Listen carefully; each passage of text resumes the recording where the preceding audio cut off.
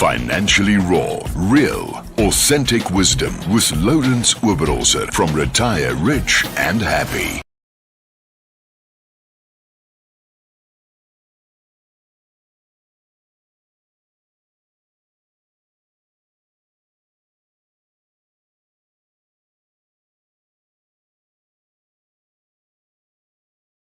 To Financially Raw this Thursday morning. It's on bergstudio.co.za. And for the first time, we are live streaming on Facebook and YouTube live as well. So, yeah, give us a shout out if you can see me and you can hear me and you're listening. You have any questions? I've got YouTube on my left, your right, my left. I've got Facebook on my right, and we've got on air from Berg Studio as well. So if you have any questions, you have any topics or comments that you want to make, you're welcome to interact with me throughout the morning show. Yeah, we've got a full show this morning. We're going to talk about tips for school leavers. So if you have somebody in your family or you yourself has left school over the last year or so, or in your matric year and you are planning to leave school from here next year, listen so that you can get some ideas on how to manage your finances more accurately. So again, welcome to everybody that's live on Facebook, live on YouTube. So I hope everybody has a great morning. Yeah, so today is going to be interesting. I've got so many different systems to run at the same time, so we will see how it goes. Our music for this morning is a fan or a favorite of mine from the 80s. I think all of us that grew up in the 80s had a crush on her, and that is Belinda Carlisle. So to start off with, on the YouTube live and the Facebook live, when we go to a music break, unfortunately we'll have to mute and put a waiting screen on for you to listen or to watch while we do the music break, because Facebook and YouTube doesn't allow us to play music. Berg Studio does. So let's go for our first music break, and it is Belinda Carlisle with Heaven is a Place on Earth.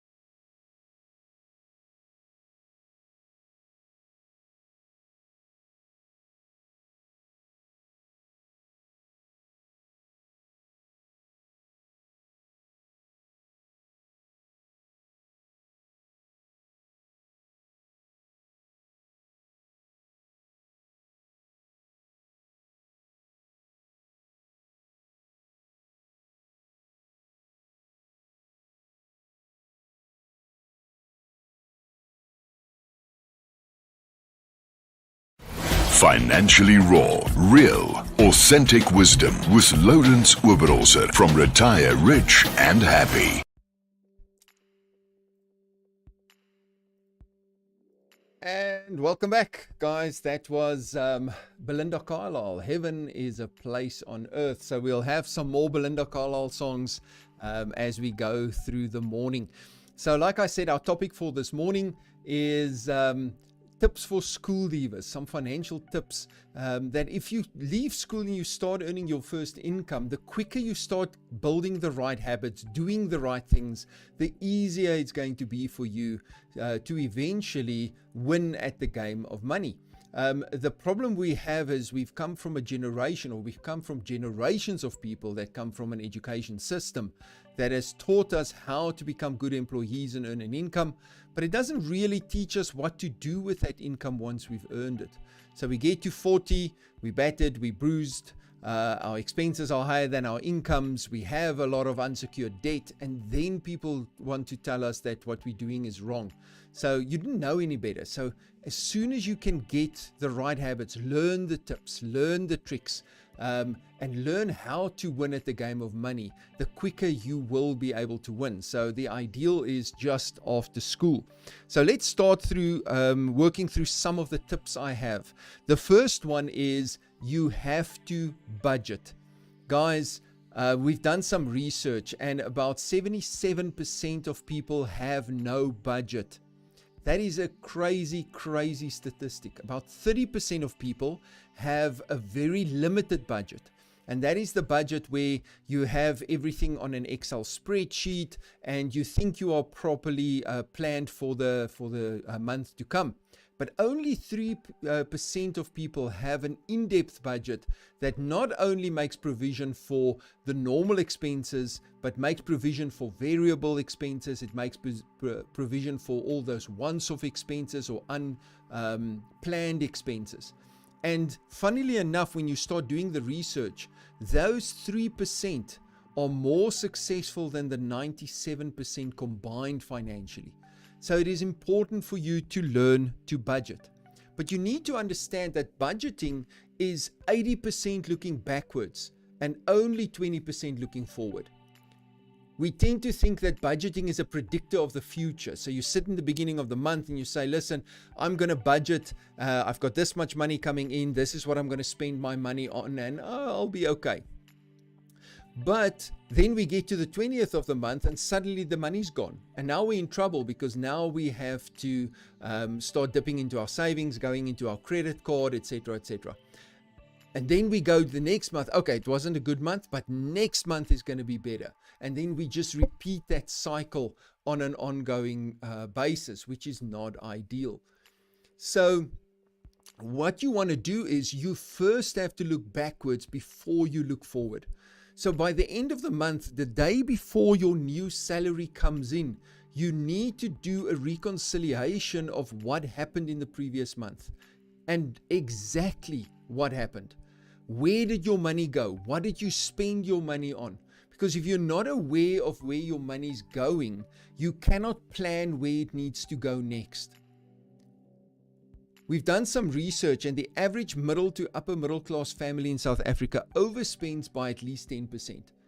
That means the typical family, let's say they earn 30,000 Rand a month, has 3,000 Rand a month in their budget that they cannot account for. They don't know where that money's going. Now guys, don't fall into that trap where you get to a point where your bucket is so full of holes that you lose half of the water that you're trying to carry to your house. So you have to plug the holes in your bucket first. So to understand and to really get a budget and a cash flow management system to work for you, you need to understand the difference between fixed cost and variable cost. And once you have the difference and you have planned your fixed cost budget and your variable cost budget, you can then start focusing on the variable cost side to manage and control your expenses there. So let's quickly talk about fixed cost. Fixed costs are those expenses that you have that are roughly the same every single month. Things like your rent, your car payment, things like your water and lights, all your debit orders go off. Now, your fixed cost usually gets paid through an EFT every month, or you pay it by debit order. So those are the fixed costs. Now, there is some leeway to play around with fixed cost, but usually it is a very limited what you can do to really reduce your fixed cost. Where major reductions can be made in your monthly expenses is on your variable cost side. So what is your variable cost?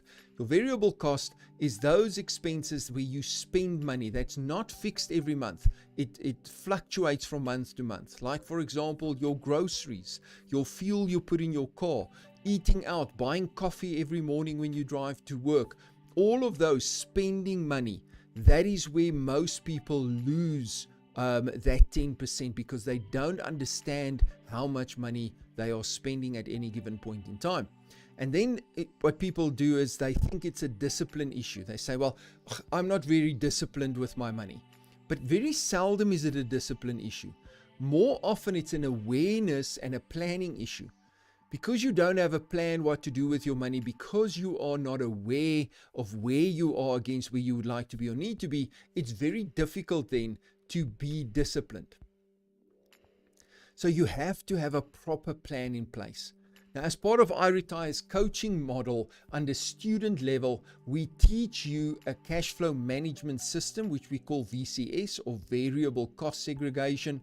And that system will help you to take absolute control over your cash flow and never overspend again.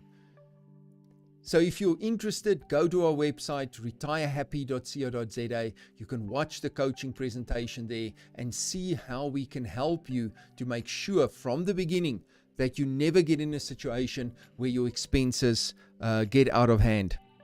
The second thing is, or the third thing is, you have to give every rand a job. And that is part of your budgeting process. The strategic expense planning, that's the looking backwards.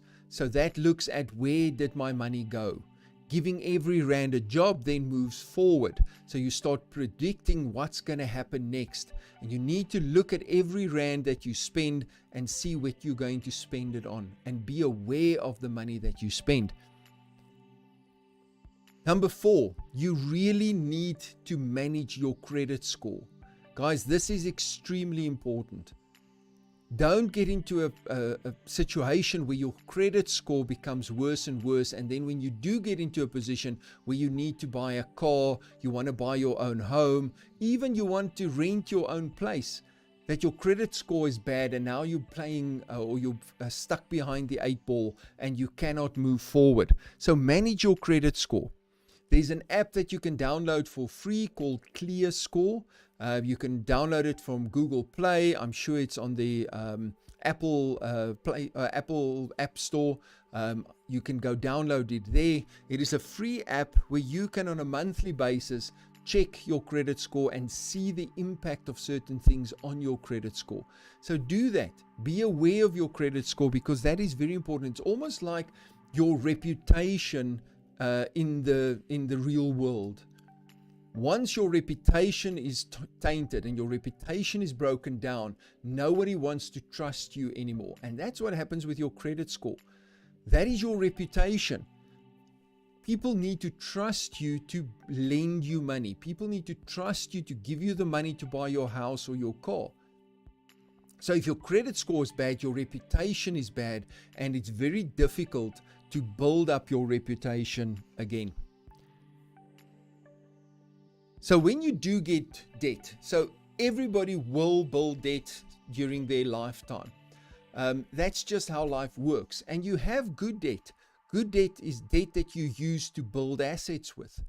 But then you get the bad debt, and we call that the consumer debt or the unsecured debt. So let's quickly understand what is secured debt and what is unsecured debt. So the first thing, secured debt. Secured debt is any debt that is underlined by an asset. Therefore, the asset stands for security for the debt, for the money that the bank borrows or lends you, that you borrow from the bank. So because there's an asset underlying the loan, the risk for the bank is much lower. Because if you default on your loan, they can go and repossess that asset to cover the cost of the loan. So the asset is surety for that loan.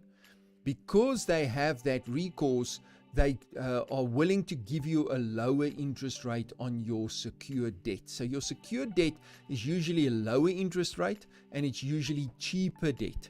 And it is debt that you can use to build assets. But then we look at unsecured debt. Unsecured debt is those debt that don't or doesn't have an underlying asset that secures the loan.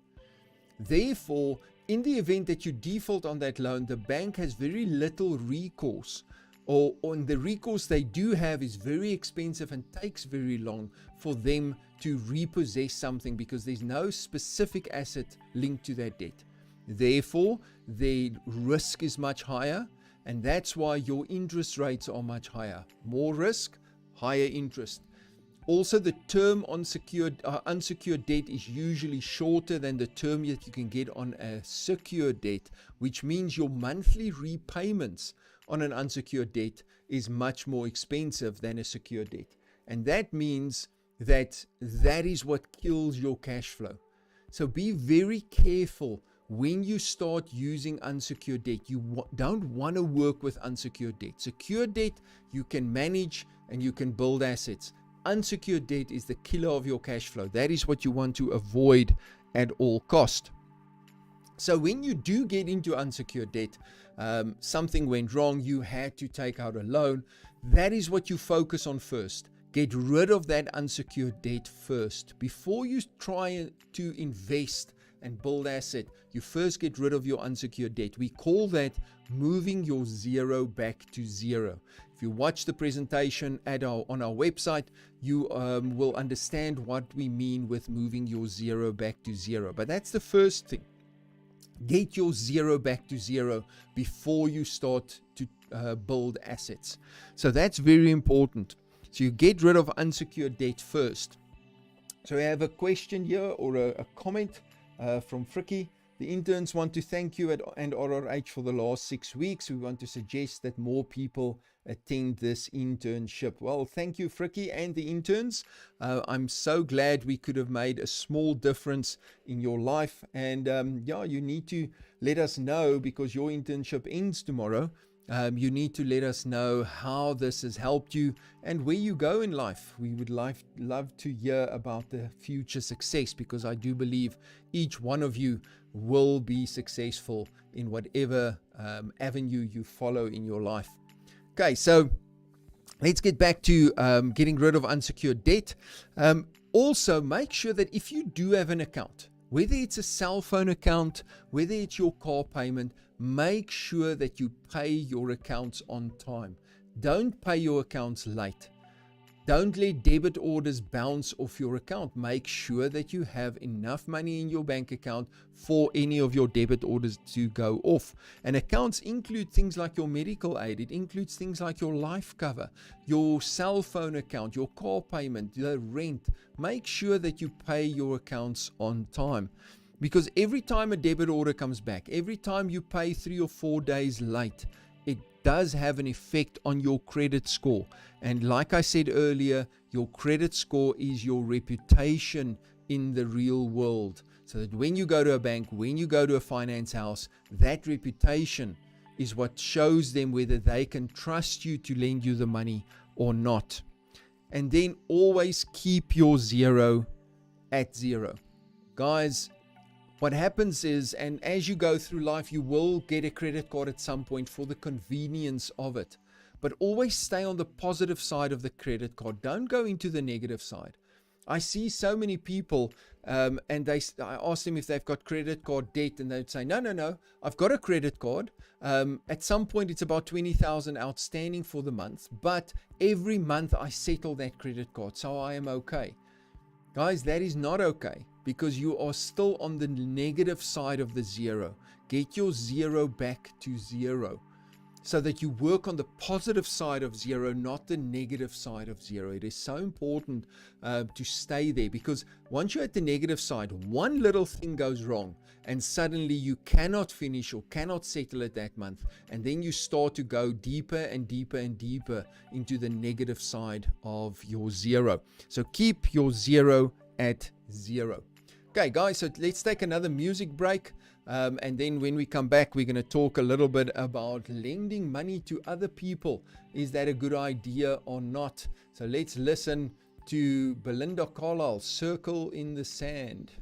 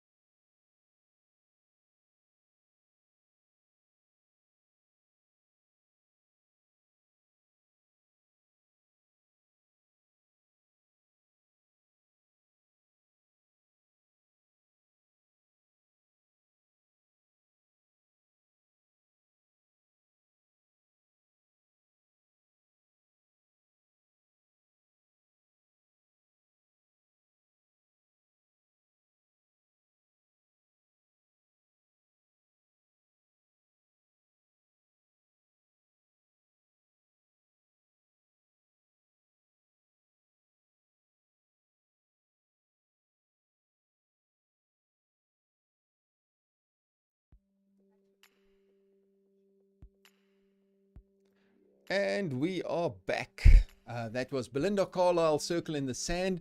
Unfortunately for the guys on YouTube and on Facebook, you couldn't listen with us. But if you were on Berg Studio, you would have listened to Circle in the Sand from Belinda Carlisle. Again, if you have any questions or any comments, you are welcome to interact with me. Always good to chat to everybody. You can also give us a comment on Facebook if you want to, or on YouTube. Love to hear from you. I got a comment on Facebook that says, thank you for the information. That is, you are welcome. We really enjoy sharing this with you guys, and that is from Eben Viljoen. Eben, thank you very much for commenting. We enjoy, or I really enjoy sharing this information with everybody. So we've got a message from Zanay. It says, she says, thank you, Lourens, for the opportunity. It was amazing to realize how little people actually know about finance. I've grown so much in the past 6 weeks and have learned so much about people, communication, finance, and to be more professional. That's fantastic, Zanay. Thank you for that. That's what we are there for. We want to teach people to really not just work with finance, but to develop as people to be to make a bigger contribution in society, and to understand that it's not always about us. It's about paying it forward, making a difference, uplifting somebody else. And if we've been able to make a small difference, we are very thankful for that. Okay, so when we left, we spoke about keeping your zero back to keeping your zero at zero. Now, the next one is make a deal with yourself that you will commit to not lend money to people. Make that a life rule, so that if anybody comes and asks you, you don't have to decide on it or don't have to consider it. You just say to them, sorry, I've got a life rule. I do not lend money out to people. Done. Guys, lending money to people just creates problems. I've seen so many families broken up, so many friendships broken down because of money being lent. So just make it a rule and commit 100% to that rule. And you will see that it makes life so much easier, instead of having to look at the merits of each case. Remember, when people come and borrow money from you, they make it sound as if you are their last hope. But that's not the case. Most often you are their first point of call, because they know you are an easy target. We all want to be good to other people. We all want to help other people. But in the long run, lending money to people don't really help them. It actually is not in their best interest when you do lend money to people. So make that rule and stick to that rule. On that topic as well, don't sign surety on behalf of someone else or take out a loan on behalf of someone else. Guys, that's, again, it is such a problem and something that will always come back and backfire. And I talk out of experience. I've done it in my life when I was younger, and not once has it been a positive experience for me. Every single time it is a negative experience. Do not get yourself into that situation. Have a certain set of rules that you live by, and that's it. That is your rule. You do not break that rule for any reason.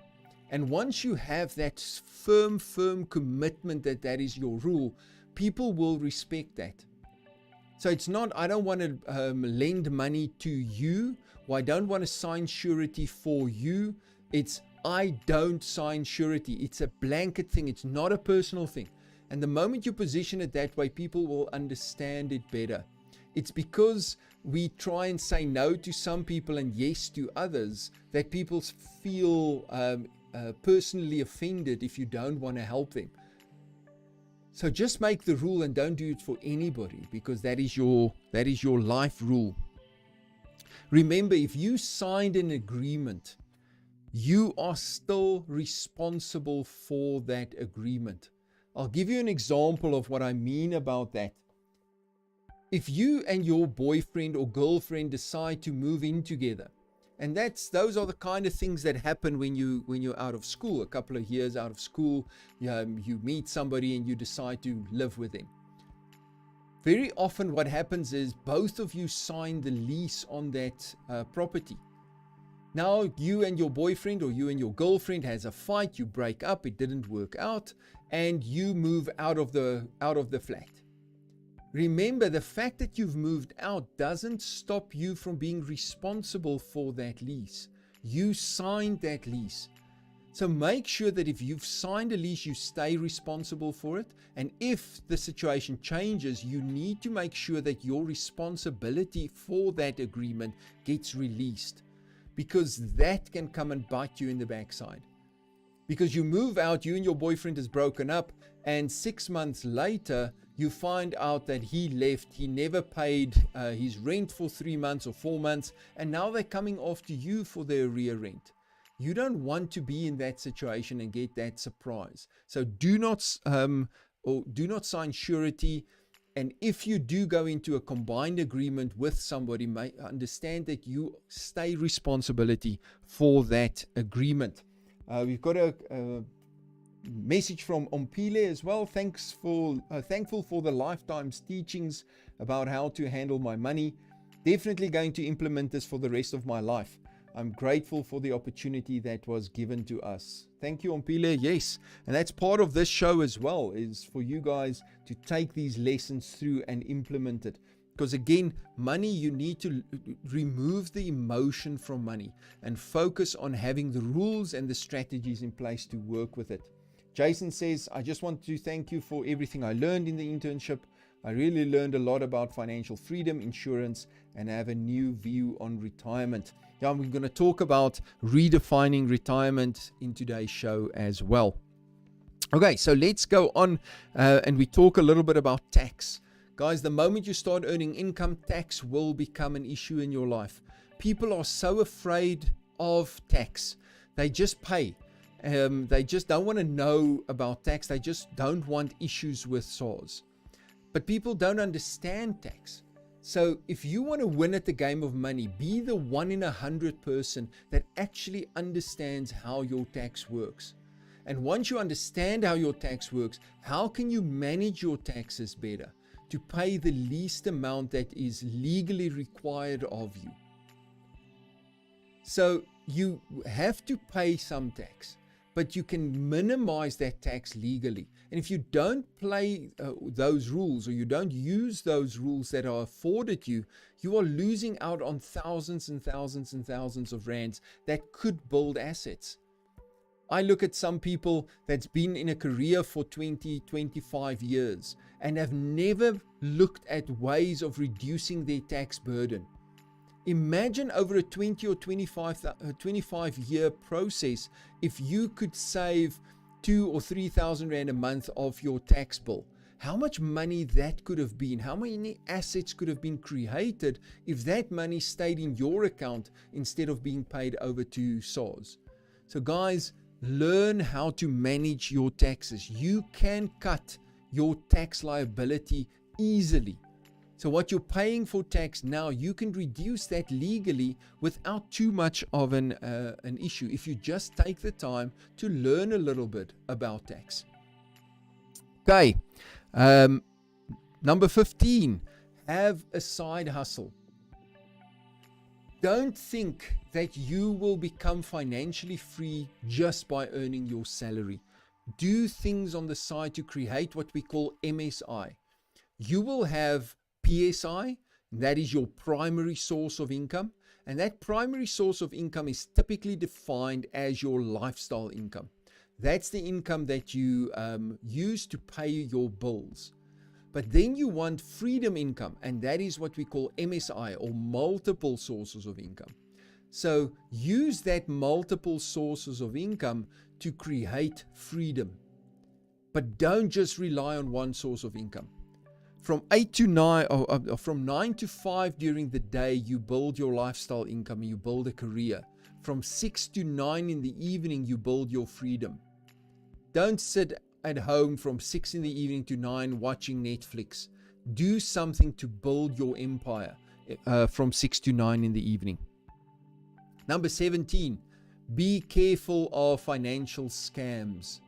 Guys, I always talk about your bullshitometer. You have this gut feel when things don't feel right. Go and do your research. Ask the questions. Go to our YouTube channel. You can search for I Retire and you will find us on YouTube. There's a video that I did called How to Spot a Financial Scam. Go watch that video. It will tell you the points and the questions you can ask to determine if something is a financial scam or not. Learn those questions. So when you are approached by some business opportunity or some investment opportunity, ask those questions. And if the questions can't be answered properly, then do not take that risk. Doesn't matter what the returns are that they promise you.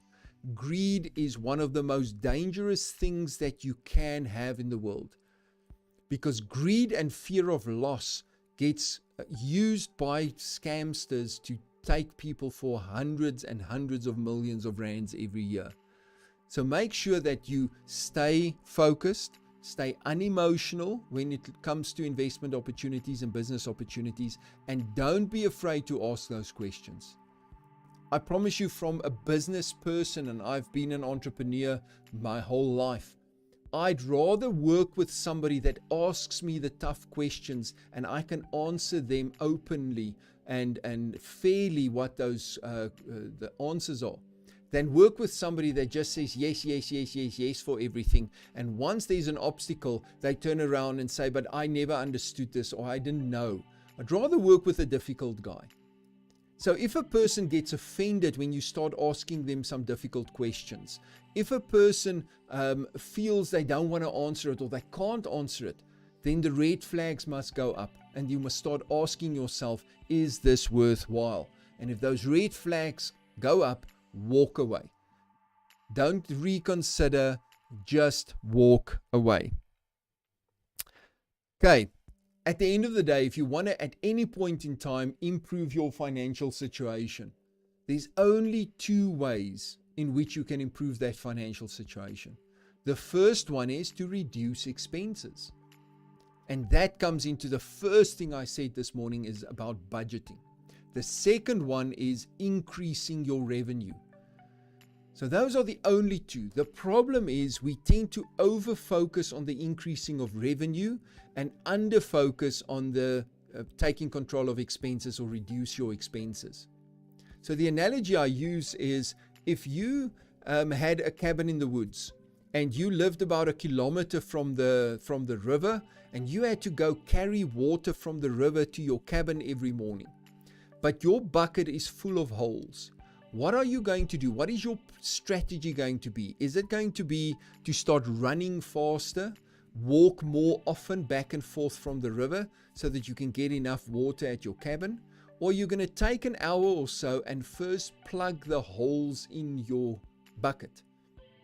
Now, if that is your answer, which is the logical answer, why aren't we doing that when it comes to our personal finance?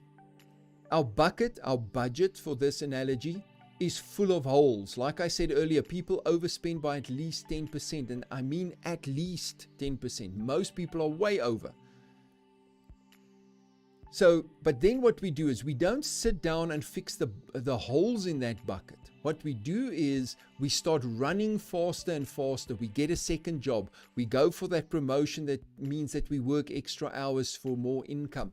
We try to go to another company that will pay us more. Everything focused on earning more, but no focus on reducing your expenses or taking control of your expenses. So before you do all of the increasing your revenue, because there's nothing wrong in increasing your revenue, you just have to do it for the right reason and at the right time.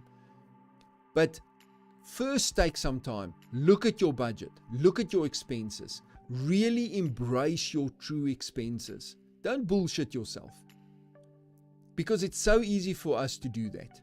Say, I don't really eat out that often. That's probably like 300 Rand a month. When you really look at your bank account, you're spending 2 grand or 2.5 grand a month on eating out and takeaways and those kind of things. And it's so easy for us to convince ourselves otherwise. So embrace your true expenses. And once you've done that, you've taken control of that, then you start adding revenue. Because when you then start adding revenue, that revenue can work for you instead of you working for it. Okay. Let's take another quick music break while we add a small break in the topic. So we'll listen to our artist of the day, Belinda Carlisle, and we're going to listen to Mad About You.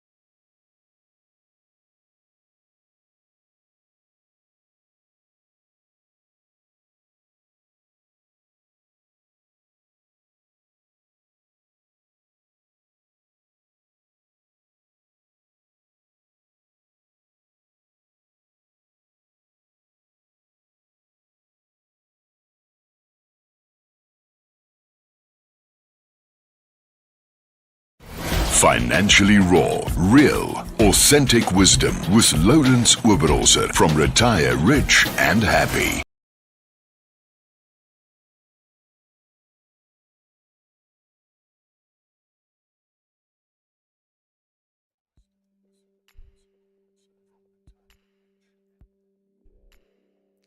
And that was Belinda Carlisle and Mad About You. Unfortunately, again, the guys on Facebook and on YouTube, unfortunately, you can't listen to the music with us. But trust me, it was good. Okay, so let's continue with our topic. So the next thing I want you guys to really take into consideration is stop trying to keep up with the Joneses. Guys, you are not in competition with anybody. Don't, if your brother, your best friend, somebody that you know, somebody at work buys a new car, don't get into the situation where you want to also buy a new car because of that. So make sure that you don't try and keep up. It's your race. Run your own race. There's no winners or losers except when you win or lose against yourself. Don't try and win or lose against an external person. Okay, we've got a message here from Lavuyo. He says, Lourens, I want to thank you for the opportunity at RRH. I was able to learn things I didn't know about myself. I can say that I'm going to leave this place a better person. I learned new skills that will help me grow in life. So once again, thank you. Yeah, that was awesome. You guys were our second batch of interns, and I think we're getting better and better at it. And I'm so glad that we could make an impact and prepare you guys for the real world out there. Okay, so another thing to look out for is, and it goes hand in hand with keeping up with the Joneses, and that is called the itch cycle. So what happens in our lives is we get to a point where we start getting an itch that needs to be scratched. And lots of times that itch is triggered by something your friends, your neighbors, or whatever does, that keeping up with the Joneses. And that itch is, for example, I'm itching to buy a new car. You just get that feeling that it's now time. I now want to go out and get a new car. But that is very dangerous because it becomes an impulsive purchase. So be careful of the itch cycle. If you get into that itch cycle, what I always tell people is get as much research on the purchase that you want to do or on the change that you want to make. Once you have all the information, you've analyzed everything, you give yourself a week, at least a week, to make the decision. And if after a week, after you've analyzed all the information, and after a week you decide you still want to go forward with the purchase, you then start the process, but then you do what I call a trial purchase. So this is a strategy that you can use to make sure that you never overextend yourself financially. So let's again look at the car scenario. You decided you want to buy a car, you did some research, what is the car going to cost you, how much your finance monthly payments are going to be, how much that increases against what you're paying at the moment. You contact your insurance company to find out what the insurance premium on that car is going to be. You calculate roughly what maintenance might be on that car. Will it be extra fuel cost because of a bigger car? All of those things you calculate. So what you want to end up with is a change in your expenses, because this is all fixed cost. So what will then happen is you will determine how much extra this purchase will be on a monthly basis. So let's say this car is going to cost you 2,000 Rand a month more than what your existing vehicle is going to cost you. Then you do what I call a trial purchase. You decide that you're going to put that 2,000 Rand, that extra amount, away, preferably into your reserve account, which we teach in the coaching. But that money gets put away as if you have already bought that car or already made that purchase. And you have to commit to that for 3 months. Because after 1 or 2 months of putting that extra 2,000 Rand or whatever the extra amount is away, you will very quickly realize if it is realistic and if you can afford it or not. And if you can't, if after the first month you're battling and you say, I can't quite do the 2,000, I can only do 1,000, then you are cruising for a bruising. you are getting yourself into trouble, and you will very quickly realize it. Within that 3 months, you will see if it's comfortable or not comfortable. And again, if you start getting excuses on why you're not putting the 2,000 Rand away every month, then you are not ready to make that purchase. So do that trial purchase for 3 months and see after that, after the itch cycle is gone, after you've made your trial purchase, if it is still a good idea. And if after all of that, you still feel it's comfortable and it's a good idea and you still have that desire to do it, then go ahead and make that purchase. So we speak about the reserve account. So make sure that as soon as you've moved your zero back to zero, you build a reserve account. Now, in the coaching, we teach that your reserve account is your 3 months expenses as an emergency fund. So if something goes wrong, you have capital available to look after that situation. And then your capex for the next 12 months. Your once-off expenses that doesn't happen every month, but it happens once or twice a year that you need to budget for. So you take that capex, you add your 3 months expenses as your emergency fund, and that becomes your reserve account and your reserve level. Once you've built that level, that reserve account, that becomes your financial security. So you don't want to leave the money or to just indefinitely save money. You want to have a specific goal that you focus on, but you need to reach that reserve level and try and keep it there as much as possible so that you can create financial security. Because if something goes wrong, then you don't have to go to the bank, get money on a personal loan, get an overdraft. You can go into your reserve account and solve your problem, because you then become your own bank, and that is financial security. Also, what you want to do is make sure that from the start you minimize your risk. So when we look at minimizing your risk, we're looking at the things that could happen to you that changes your whole life or your dependent's life forever.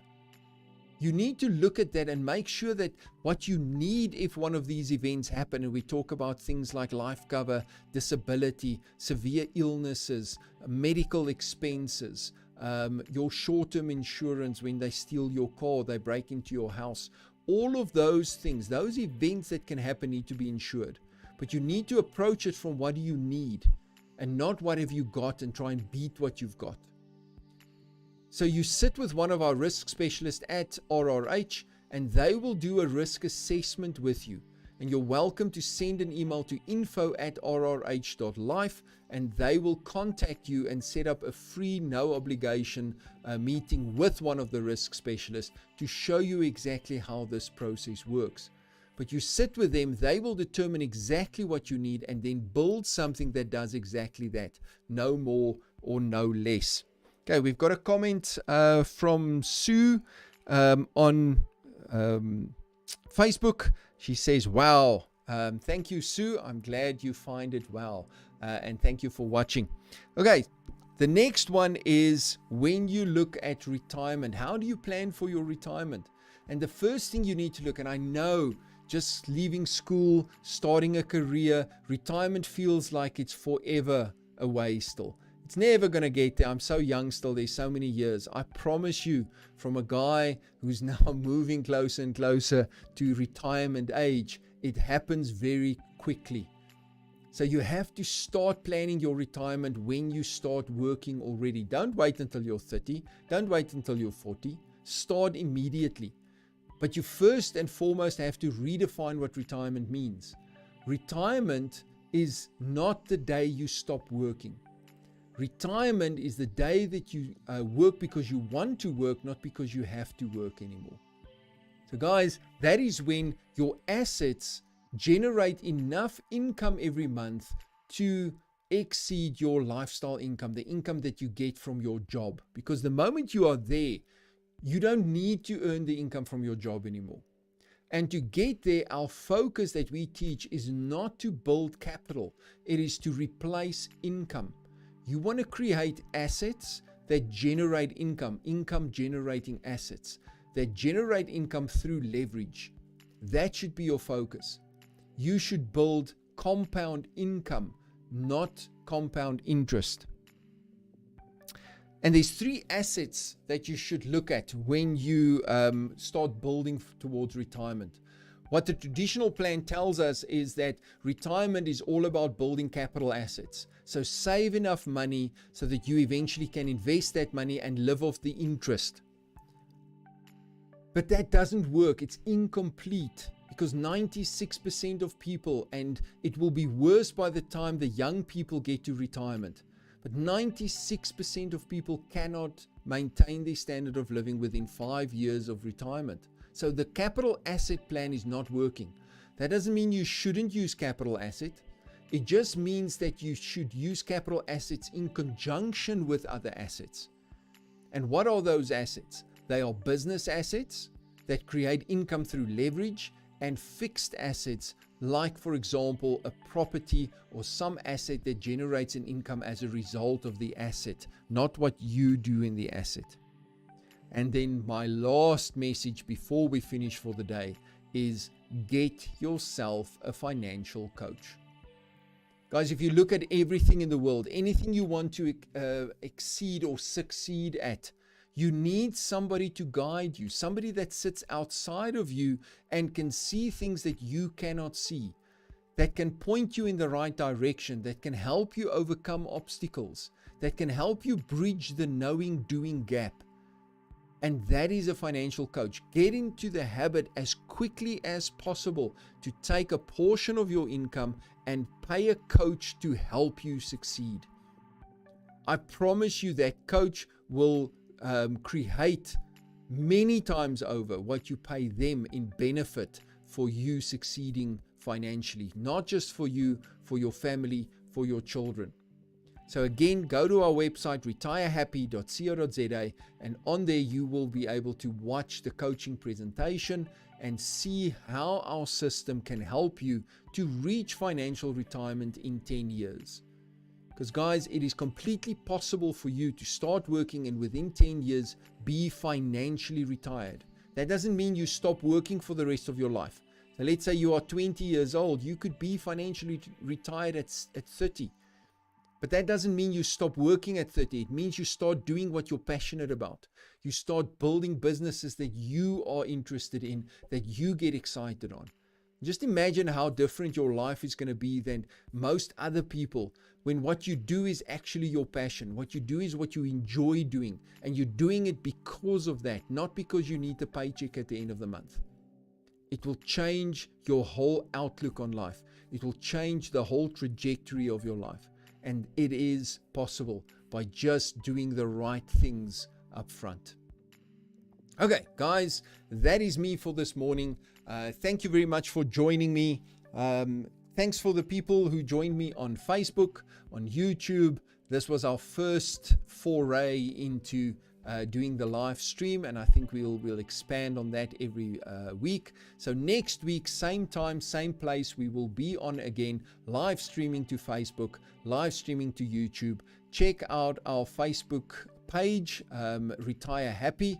You can check that out. There will be posts about what the topic is going to be for next week. So if you're interested, share it with everybody. Make sure that as many people as possible get the message so that they can also help themselves.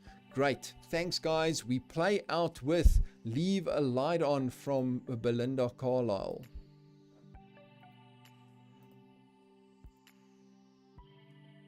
Cheers, everyone. Everybody on Facebook Live and YouTube Live. It was great having all of you on. Enjoy the rest of the day and the weekend. Cheers, everyone. Financially raw, real, authentic wisdom with Lourens from Retire Rich and Happy.